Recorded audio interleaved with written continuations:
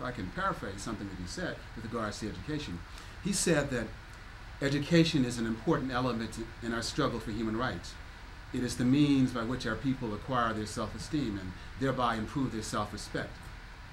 Apropos the comments that you've made with respect to the Freedom School, what do you consider the pitfalls and the challenges that black people have with respect to education presently? Wadley, for example, is a school that has some challenges.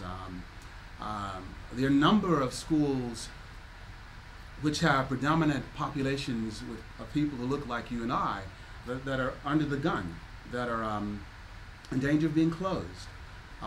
Much of the education perhaps is irrelevant. What do you see as the state of education in our communities now, and if there's anything that we can do to improve that state? All right, I would like to preface that comment. I mean, you quoted Malcolm, and that was a very important quote. Marcus Garvey said, education is a means by which a people are prepared for the creation of their own civilization and for the advancement and glory of their own race. And whereas that might seem like it's a narrow definition of education, basically that's what education is about, should be about, that by going through the process of education, you feel good about yourself, you feel good about your people, you feel good about your race, you feel capable that you're able to do anything and everything within the realm of human possibility. Education in this country has taught us or programmed us to believe the opposite, that we are not capable, that we are inferior, that we do not have the ability to compete on a global basis. And because of that, more and more children are rebelling against being told that they cannot do, that they should not do, that they are incapable of doing. So the situation, the current situation of education today is basically you have a war going on. The people who want to continue to control us, to make us just consumers, or to lead the children into two primary areas, meaning the grave or the prison system, which is the fastest growing industry. So education is actually what Carter G. Woodson called miseducation. And in terms of the miseducation that we receive, the miseducation basically moves us along a path of self-destruction. Let me give just a couple of concrete examples. One example is that education is connected to culture, so that when you learn about the events of the world, the heroes of the world, the sheroes of the world, the things that happen throughout humankind, if you are taught that these particular things did not come from you but came from everyone else, then you have a feeling of inadequacy. So you have a situation in school, well, when I was going to school, and I think it still applies, that when we were taught philosophy, we started off with Greek philosophy in terms of Plato, in terms of Aristotle, in terms of Socrates. But Greek philosophy is basically a distorted, diluted remnant of African philosophy, because the Greeks were students of African philosophy, went to Egypt, Kemet, through the mystery system, learned some of the secrets of the universe, but then began to sign their name to it, and they are held up on a pedestal as the authors or the creators of this particular philosophy. If you deal with math, you have something like a Pythagorean theorem, which was here before Pythagoras, and African people were using this theorem. But when we're sitting up in math, they'll say the Pythagorean theorem, so the culture is attached to the lesson. And so we learn someone else's culture, and actually the fabrication of their relevance to that particular lesson. We learn that, we are programmed by that, and then we come to the point that we are idolizing someone else, and we're wondering, what is our place in society? What is our place on the planet? And basically we come to the conclusion that we have no place, and we begin to engage in self-destructive behavior. Every time I listen to you, I feel as if I need a tape recorder because it stimulates so many thoughts in my mind. And just in that soliloquy that you just finished, there were several questions that I had intended to ask you, and I'm having to try and regroup on what those questions were. But while I do that, I attended a forum on Saturday at the Schomburg, and in this forum there were a number of brothers there, and one of the things that they lamented was the fact that there's sort of a dichotomy, there's a sort of tension, in his words, that often exists between schools of thought in the black community. For example, you might have the Pan-Africanists on the one hand who have a philosophy, and somehow there's a chasm between their perspective and maybe the black Muslims. Or you might have Christians who might have some problems with maybe some Buddhists. And in the context of that observation, this brother mentioned that Malcolm always said that we were oppressed not because we were Christians or Muslims or nationalists or Pan-Africanists. We were oppressed because we were black people. Mm-hmm. And he lamented the fact that somehow with these different schools of thought and these different ways of looking at things, this chasm hasn't been bridged, and it's been our death knell in many ways. It has prevented us from coming together and realizing the things that we're capable of realizing. How do you respond to that observation, and what can we do to try and pull ourselves together so that we can do what we need to do? You know, there's a formula to everything. Everything in life that one wants to achieve, there's a formula to achieving it.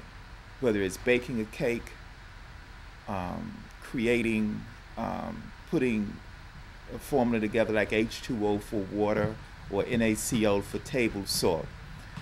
If you put the proper elements together to create the desired compound, you get what the objective is about. You're able to reach your objective. If you don't put those elements together, no matter how much you desire to reach that objective, you will not reach the objective. Basically, African people need to be free. No matter how much we talk about education, no matter how much we talk about police brutality, no matter how much we talk about the injustices in the court system, we need to be free. It's somebody else's system. It was somebody else's system in the beginning of this particular country, not the land base, but the country was somebody else's system. It is still someone else's system, and that particular system is oppressing us. Most African people do not want to be free. Most African people want to receive benefits from the oppressor, want to be comfortable within a system of enslavement, so that those things that we basically call for are things that will make us comfortable in a prison, make us comfortable in an environment that enslaves us. People who want freedom, they go after freedom. Now, if you don't want freedom, then what you are is not an African nationalist, not even a black nationalist, but you are an American nationalist, because ultimately you want to create an environment in America that's comfortable for you. You want to reform America to make it amenable to a particular lifestyle. So can I interrupt you and just ask Sure. a question? So those persons and those groups who call themselves nationalists, for example, or Pan-Africanists, for example, and get bogged down in ideology and doctrines as opposed to keeping their eyes on the prize of freedom, are really charlatans. No, this is what I'm saying. I'm saying that if you calling yourself, and not just calling yourself, but acting in a particular way that will describe you as a Pan-Africanist or an African nationalist, etc., that is on point. That is on point. But when you move away from that, that's when you become off center, meaning that these other kinds of things, I won't mention the particular religions, but these other kinds of things, these are areas of distraction. They allow people to be active in something without challenging the basic thing that's keeping us oppressed. Because people around the world who want to be free go after freedom in particular ways. And generally, it's not done through voting. Initially, a voting might be the result after 7 years of armed conflict. But voting is not the initial way people will get freedom. Marching is not the initial way people would get freedom. You cannot vote your way to freedom. You cannot march your way to freedom. You can't sign petitions to get freedom. You can't wear armbands to get freedom. You can't light candles to get freedom. There's one way to get your freedom, and that's to take your freedom. Nobody's preventing us from taking our freedom. No one is preventing us, but it's our will. And that's why Garvey said, up you mighty race, you can accomplish what you will, because whatever we will to accomplish, that we will accomplish. So the objective of the oppressor is to keep us from willing it, to keep us from wanting it, to come in between our will, ultimately our willpower, and who we are. So we operate ultimately against our best interests. As I said before, whenever I listen to you, it stimulates a number of questions in my mind. So I'm going to skip around a little bit, because we'd like to leave time for you to get in to some of your artistic energy. I could ask you to respond to a number of so-called leaders. You mentioned Carlos Cooks, for example. He's my definition of a leader also, and undoubtedly many of the young brothers and sisters who will see this program may not know who Carlos Cooks is. So for a brief moment, I'd like you to respond or tell us who some of these people are. I'd like to ask you, I'd like to mention the names of a couple of people and see if you would just tell us as briefly as you can who these individuals were. And also, what is your definition of a black leader? And do you see any brothers and sisters on the landscape of our struggle today who are in fact living up to that definition of a black leader? Are there any Malcolms afoot? Are there any Garveys afoot? Do you see any brothers and sisters that you would respect in that regard? So which question first? Whatever you all right. With responding to. Basically, there are a number of individuals that I have respect for who are doing a great work. The time that we are in now is not conducive for the rise of a Malcolm or the rise of a Garvey. The time is conducive for us taking the work of Malcolm, Garvey, Carlos Cooks, Lumumba, and many others, and using that particular work and collectively moving forward and doing what we have to do. There's no real secret for us to become free, as I said before. So at this point, actually, it's not so much a leader has to come forth and say, well, the way to such and such a place is in this particular direction. Most of us, if we have quiet moments with ourselves, know the direction, but we must have the courage of our convictions to take the trip. So what takes place in terms of leadership is that our oppressor made a mistake with Malcolm X by putting Malcolm X on camera, not having the experience before of any black man being on camera in the media and being so eloquent and so dynamic. Once Malcolm used the media to his advantage and our advantage, the system made a determination not to make that mistake again, and has not, so that anyone who comes forward with something to say, with something that will electrify the African world, is not basically put on camera for any length of time. and that person is generally targeted, sometimes killed, but basically character assassinated or whatever other tools of destruction that they might have. So it's not a conducive time, as I said, for people to stand up. So there are other people who are just dealing with work. They get work done because they are not leaders per se.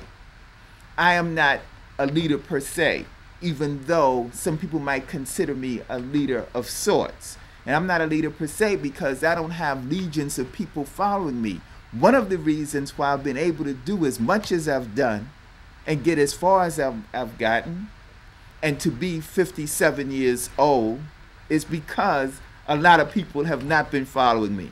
Had a lot of people been following me, thousands and thousands of people or hundreds of thousands of people, number one, I would have known what to do with those hundreds of thousands of people. And number two, the oppressor would not have allowed me to continue. But right now I can continue.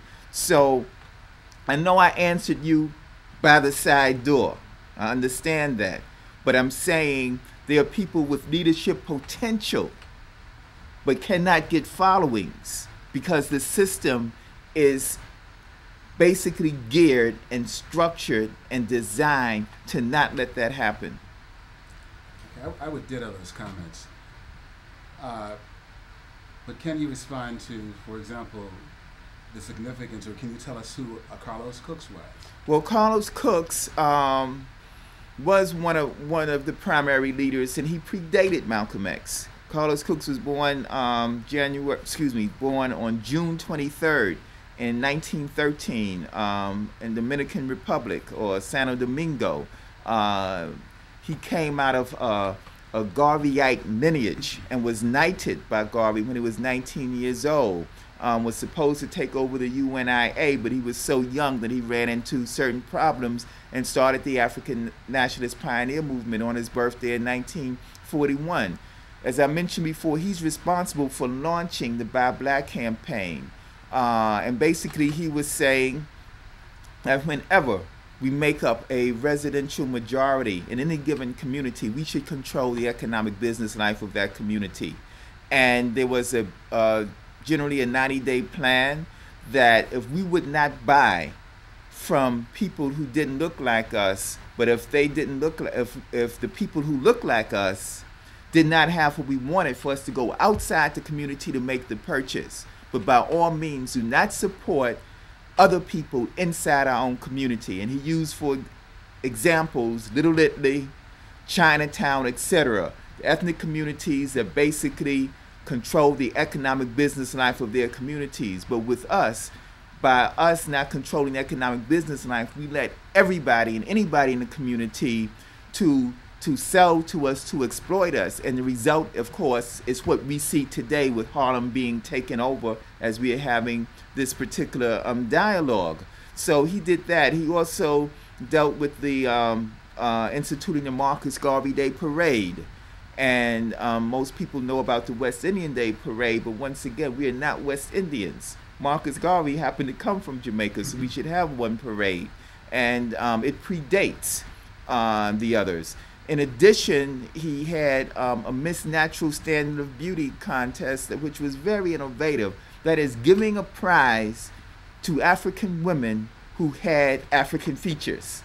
So that the more you had African features and the more you had African consciousness, the more you were likely to win this prize. So the African women who had their hair natural, who had dark skin and full lips and a broad nose, that was the natural standard of beauty, and they would win the prize. Since then, I have not seen that outside of those people who were influenced by Carlos Cooks. And I don't want to take up too much time with this, but in Bermuda once, there was a contest. And the contest, there were 25 contestants in Bermuda. You know, Bermuda is primarily black. 25 contestants. 24 women were black. 1 woman was white. 5 judges, 4 judges black, 1 white. Who won? The white woman. All right? So I'm saying this not in terms of being quote unquote racist, etc., but understanding that we must celebrate our own. We must lift up our own, not to the detriment of anybody else, but we must learn how to love ourselves and stop loving everybody else and hating ourselves. We must turn the love light on each other. Thank you. Fannie Lou Hamer, W.B. Du Bois, of course, Garvey, David Walker. There's an endless list of black people whose names we may never ever hear of or know. They didn't have followers. They were under the radar, so to speak. But I have immense respect for them because, like yourself, they personified a fortitude, a clarity of vision, and an ability to talk about what we have experienced as a people in such very simple but very profound ways. I often think that if our lives are going to change, we have to somehow make that Parthenon of our heroes accessible to children from birth on. In the European community, every day, those heroes and sheroes, Washington and Jefferson and all of the others, are spoon-fed to them. I don't see that happening to us. I don't see that happening in our communities to the extent that it should happen. Are there any suggestions or any observations that you can make in that regard to engender that? Well, it's our responsibility to teach our children. It's our responsibility to reteach ourselves. You know, the people you mentioned, everyone had a constituency. You mentioned Fannie Lou Hamer. There's still organizations today under her name, people who were influenced by her and quote her most famous saying, "I'm sick and tired of being sick and tired." One of the people born on October 6th, the same birthday that Henri Christophe, from one of the Haitian liberators, he was born on that same day. But out of all the people you mentioned Marcus Garvey, and Marcus Garvey, of course, had a huge following. He came out of Jamaica. He first started the UNIA in Jamaica in 1914, and came over here in 1916 to meet Du Bois, and to meet Booker T. Washington. But Booker T. Washington died in 1915. So Garvey started the UNIA over here in 1916, but by 1918, going into 1919, he had an organization of 2 million people. He had 3 ships. He had a newspaper with 3 languages, French, English, and Spanish. And basically, he had the black, not just the Black Star Line, but selling stocks to black people, and moving to the point that we were dealing with the level of self-determination and self-reliance. As a matter of fact, Elijah Muhammad was one of Garvey's legionnaires, and many of his ideas obviously were inspired by Marcus Garvey when he stretched out a decade later in the 30s. So we have the responsibility to, yes, teach the history to our children, do it in the home, do it in conversations. We have the responsibility to build our own schools, to have workshops, to deal with it in terms of lectures. We have the responsibility that if we're into rap, to have our rap lyrics, like people like KRS-One or people like Dead Prez, to incorporate some of the history. I think Nas also incorporates some of the history into what we deal with. And ultimately, we have the responsibility to have our own land, because no matter what we do in somebody else's system, it's still somebody else's system. So we can only grow so much or so far. It's like a plant with a low ceiling.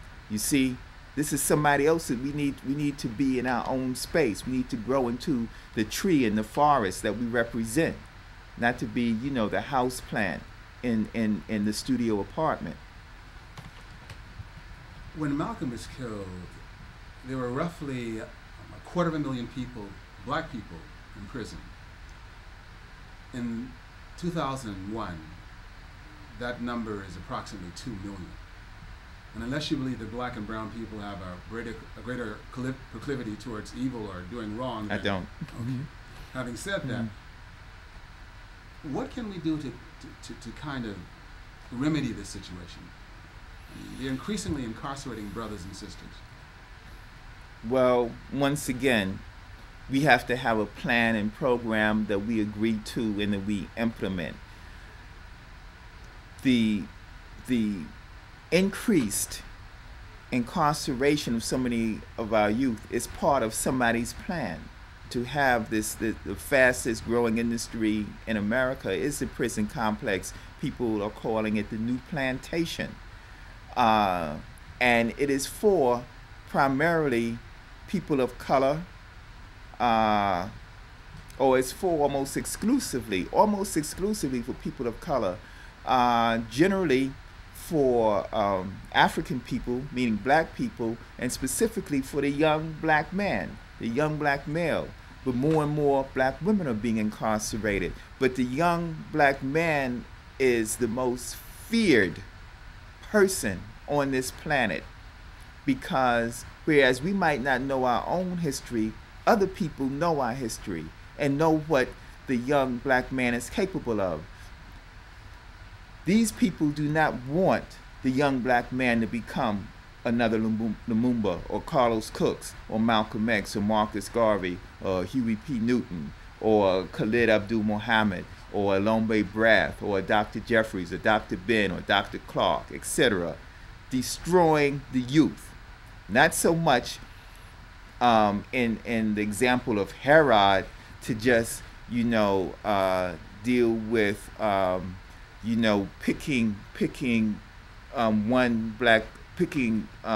several new black males being born to destroy them, trying to prevent a Messiah from taking place or from coming about, but seeing the possibility of several Messiahs coming about and really attacking, incarcerating, drugging, basically leading our youth into destruction. And this has been going on for some time now, but it's at an all-time high. I'd like to get into another aspect of your life, that is the creative aspect of who you are. I first heard a poem several years ago when I first came to New York, and I've said this to you on previous occasions, that the Black Brigade was one of my favorite pieces. It's a classic. That's a rather long piece, but in this interlude, if you will, I would like you to share perhaps a montage of some of your work, if that's not too difficult to ask at this time. I can do that. Okay. And if you choose to do it with prose or poetry, I request, of course, the inclusion of some poetry if you'd like to do something other than poetry, because I'd like for those of us who are here to hear that voice that is yours. All right, I'll do a few short poems. The first poem I'll do is called The Choice Blues, basically because we have a choice of who we are, what our mission happens to be, or whatever mission we choose to take on. And sometimes we have to understand that we're born on a battlefield. We should understand this. And when you're born on a battlefield, the choice is either to be a warrior or a target. That's the choice. And I made that choice at one point in my life. If I were not at war, I would be in love. But infinity lives between bloodshed and bliss, that is between the kill and the kiss, as I attempt to simultaneously insulate my house for the winter and ventilate it for the summer. I mean, it can be done, but it takes some doing. That is, these are the days of winter as cold warfare waxes hot, and subliminal burns on scorched skin culminate in camouflage cremation. I mean, one can live without love, but one cannot love without life. And whereas the former is debatable, the latter is definitive. So I make my choice to kill in the war of winter, that I may kiss in the peace of spring. I'd like to do another one. We talked about the prison system, so this one is dealing with, very short one, dealing with the chances that we have when we go into the justice system. And it's called the USA Court of No Appeal. The USA Court of No Appeal.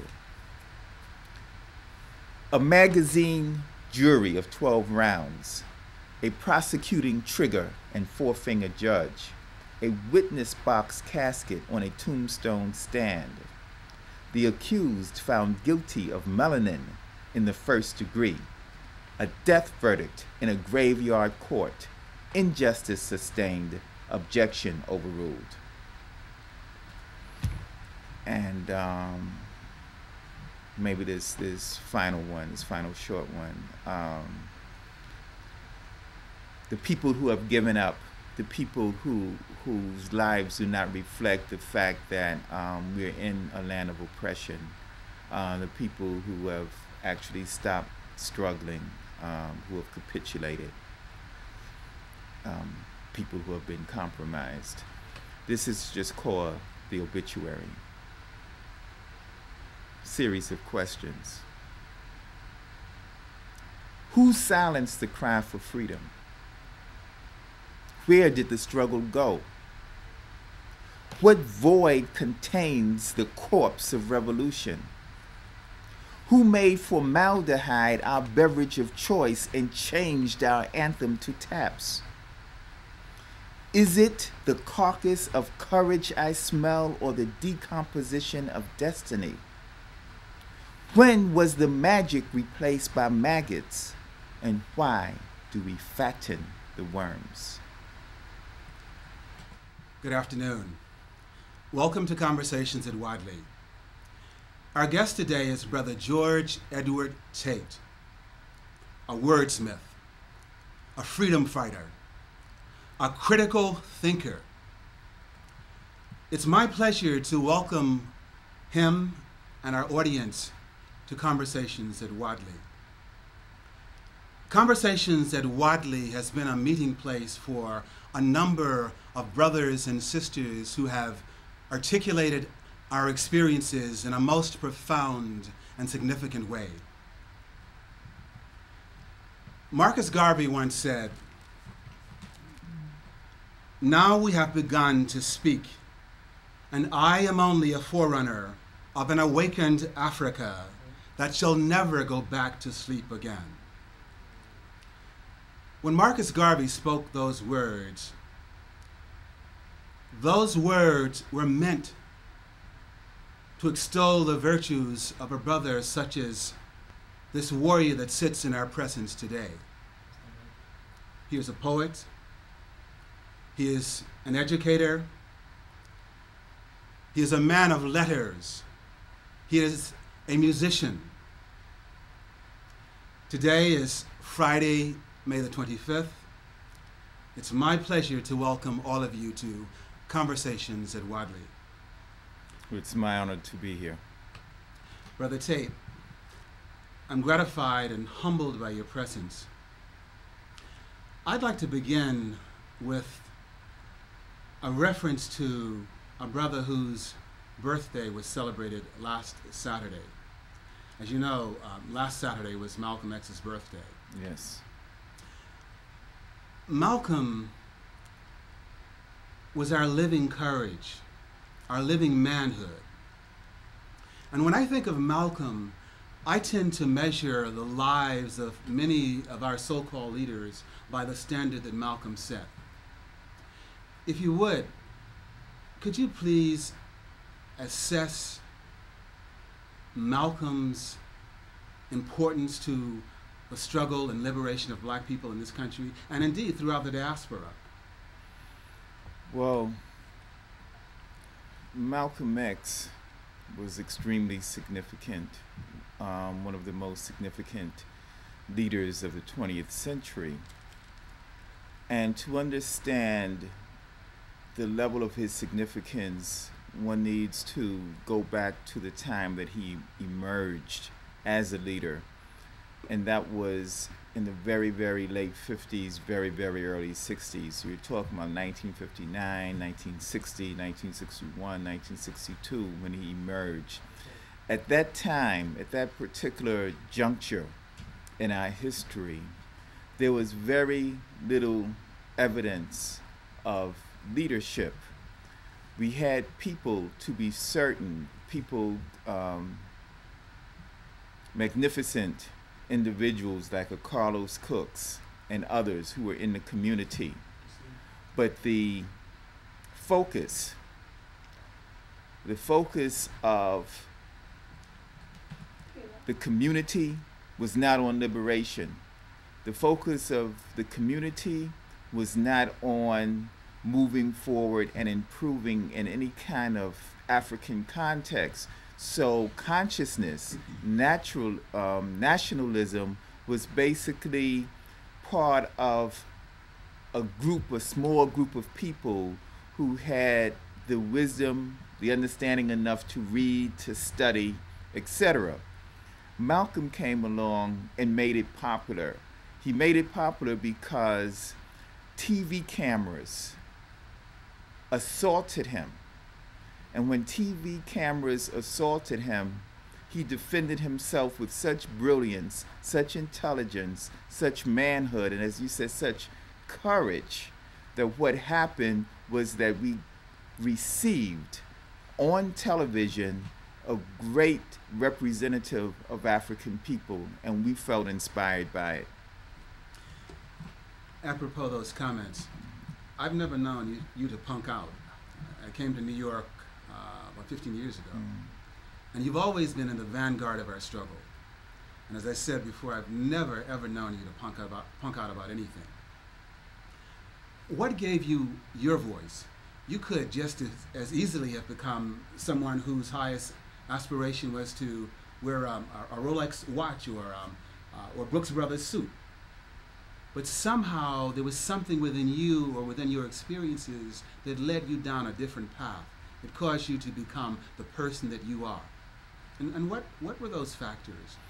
Well, everyone has a particular path, so it's my understanding and my position that this is part of my path.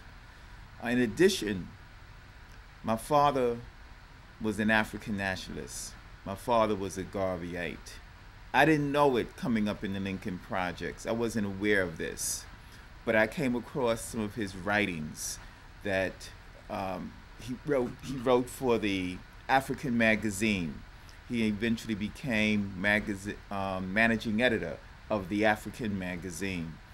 And in his writings, he called for things like the Buy Black campaign in 1938 that Carlos Cooks actually launched in the 40s. He basically was able to clearly analyze what was going on a community basis as well as on a global basis. So that was in my blood, but it was dormant. And when I heard Malcolm X, and when that was reinforced by the cubs of Carlos Cooks, people like Olombe Brath and others, then I became fortified to the point that nothing will shatter me. It's part of me, it's inseparable.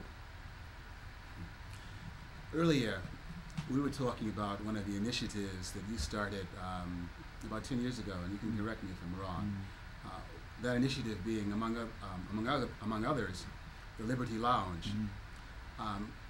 That institution was a clearinghouse, if you will, for a lot of brothers and sisters who were trying to assess themselves, who were looking at our experiences and our history with critical lenses. There were poets who came through there. There were musicians. The Liberty Lounge still exist in the minds of those of us who knew that experience. And undoubtedly, your mind, why is it that institutions such as the Liberty Lounges of Harlem and others no longer exist in the way that they formerly existed? Is it that we just don't support our institutions? Do these institutions appeal to our appetites, our needs? Why is it that there's been a demise of these kinds of institutions in our communities? Well, a number of reasons.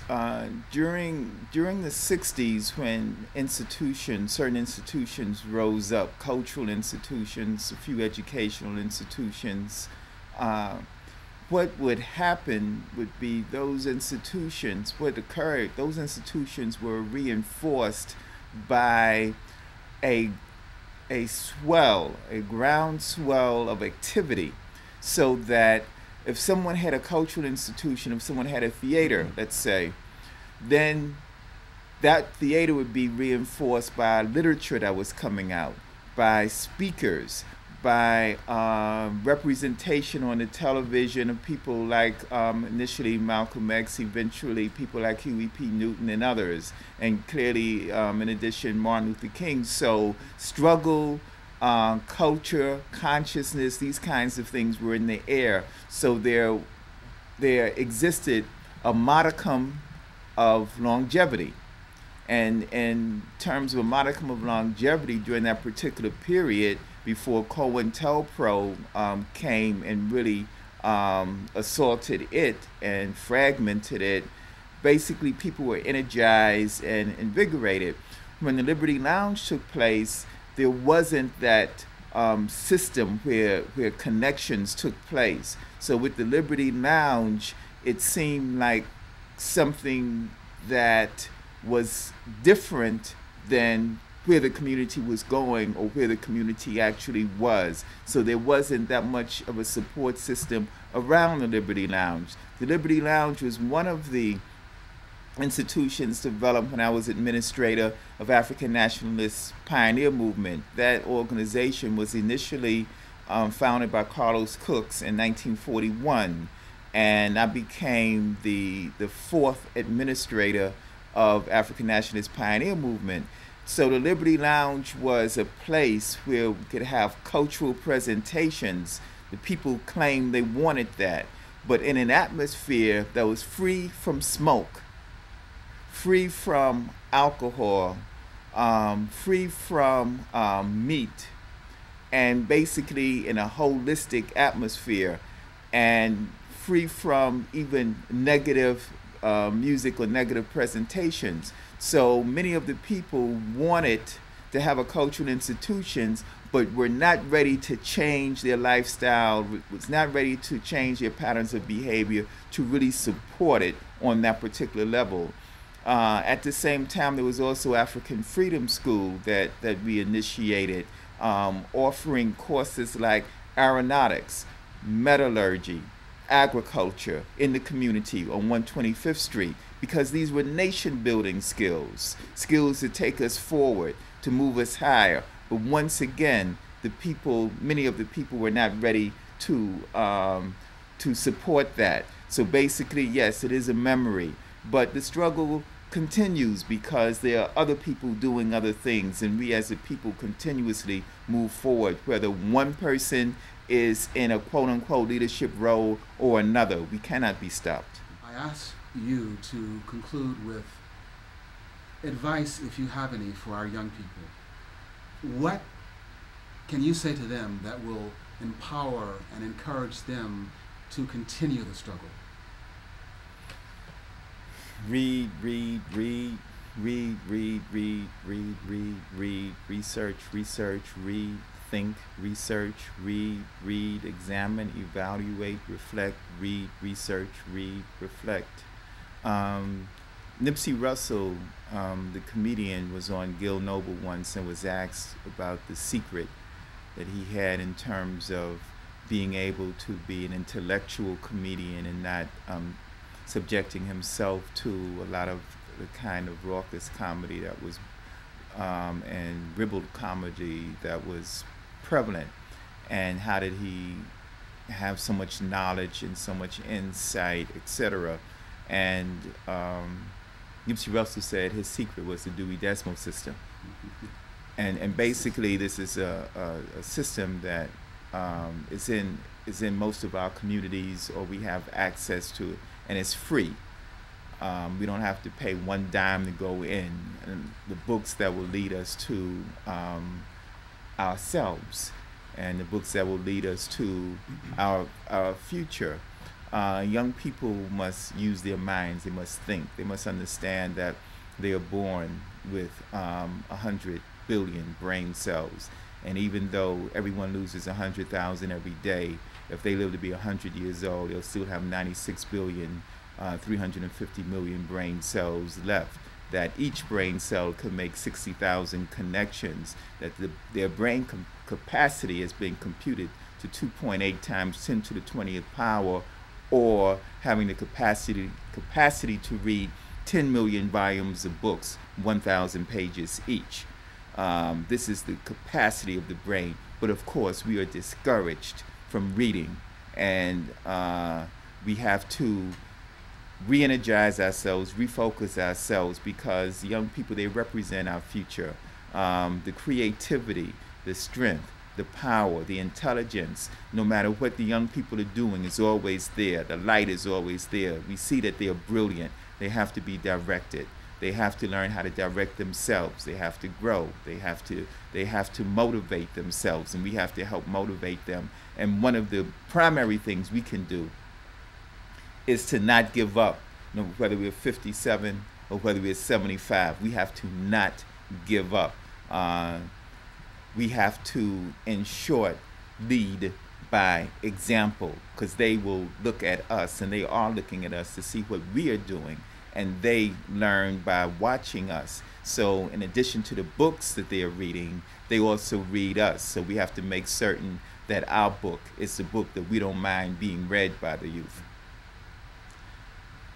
Thank you, my brother. Thank you.